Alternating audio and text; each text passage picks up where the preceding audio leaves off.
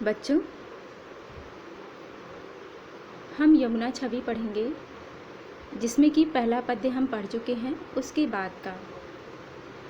तीन पै जेहि छिन चंद ज्योति राका निसी आवती, जल में मिल कै नभ अवनी लव तान तनावती, होत मुकुर में सबय तबय उज्जल इक ओभा, तन मन नयन जुड़ात देखी सुंदर सो शोभा, सो को कवि जो छवि कही सकै ताछन जमुना नीर की, मिली अवनी और अंबर रहत छवि एक सी नभ तीर की। यहाँ पर बच्चों पिछले वाले में आपने पढ़ा था कि यमुना की शोभा को बढ़ाने के लिए तमाल के बड़े बड़े वृक्ष, छायादार वृक्ष यमुना को किनारे छाए हुए हैं।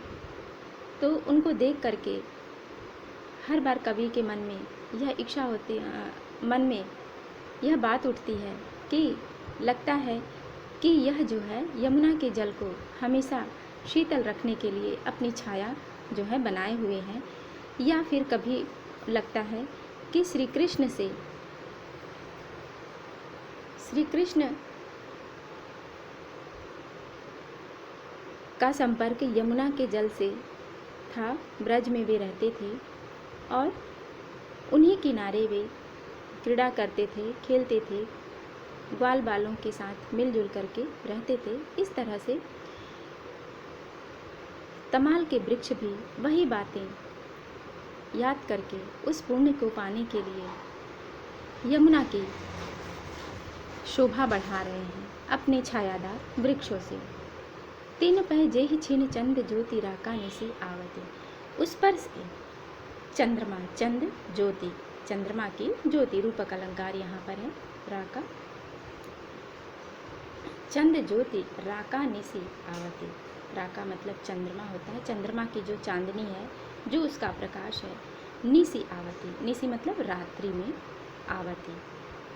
रात्रि में जब चंद्रमा निकलता है तो उसका जो प्रकाश है छिन, है ना, छिन मतलब थोड़ा थोड़ा उसका प्रकाश जो है जल में पड़ता है। जल में मिलकर नभ अवनी लव तान तनावती, रात्रि में जब चंद्रमा निकलता है, उदित होता है, तो उसका प्रकाश जल में पड़ता है और ऐसा लगता है देख करके, उस चंद्रमा की ज्योति को, आभा को देख करके ऐसा लगता है कि जल में मिल करके, जल में आपने देखा होगा कि चंद्रमा का जो पूरी जो छवि होती है, चंद्रमा पूरा का पूरा जल में उतरा हुआ दिखाई देता है रात्रि के समय। तो उसे देख करके ऐसा लगता है कि नभ अवनी, नभ मतलब आकाश और अवनी मतलब पृथ्वी,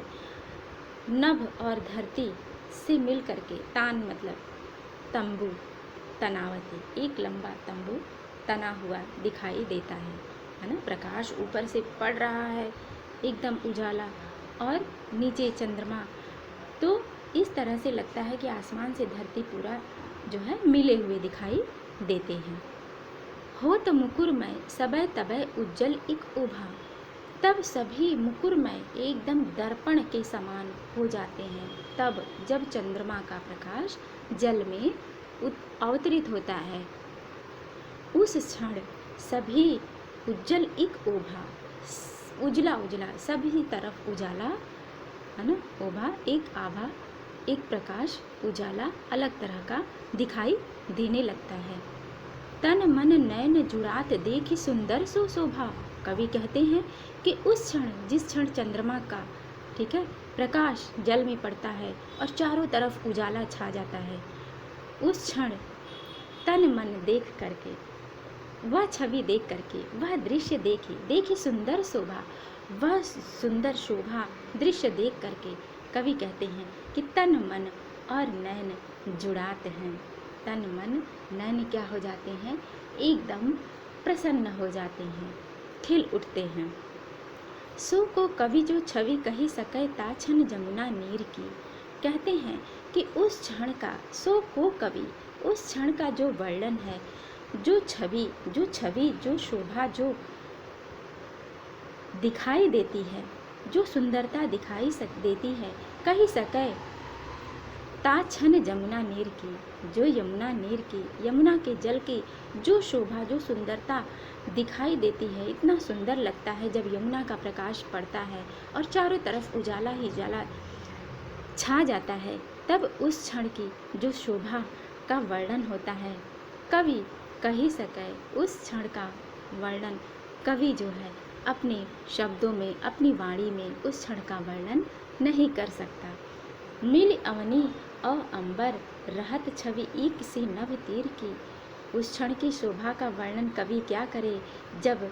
अवनी धरती और आसमान, अंबर आकाश दोनों मिल करके एक हो जाते हैं और मिल करके नभ तीर की, यमुना के किनारे की शोभा को बढ़ाते हैं। ऐसा लगता है धरती और आसमान भी जो है यमुना के किनारे आ करके पूरा का पूरा आसमान ही उतर आया हो। इस तरह से यमुना की शोभा बढ़ जाती है।